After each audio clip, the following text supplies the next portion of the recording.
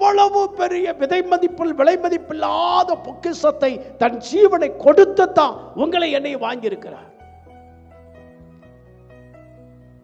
நாம ஒரு பொருள் வாங்கினோம்னா அது என்ன நோக்கத்துக்காக வாங்கியிருக்கோமோ அந்த நோக்கத்தை பயன்படுத்துவோம். அதே மாதிரிதான் இப்ப நாமும் ஒரு நோக்கத்தை பயன்படுத்துகிறதுக்காகத்தான் தேவன் நம்ம என்ன செய்திருக்கிறார். ஸ்தோத்திரம். 1 கொரிந்தியர் 7வது அதிகாரம் 23வது வசனத்தை ஒருத்தர் வாசிங்க. 1 கொரிந்தியர் 7வது அதிகாரம் 23வது வசனம்.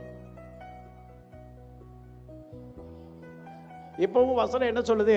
நீங்க விலைக்கு வாங்கப்பட்டீங்க, மனுஷருக்குங்கிறத அப்படியே அடிச்சிருங்க. போனுக்கு,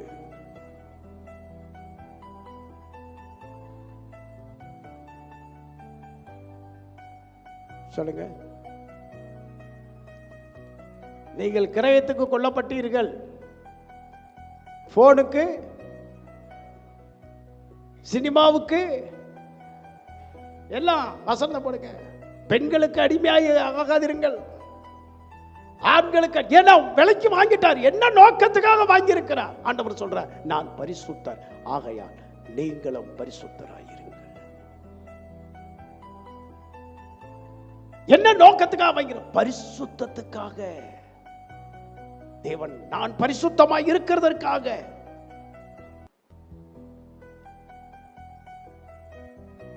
நம்மை ஆண்டவர் வாங்கி இருக்கிறார்.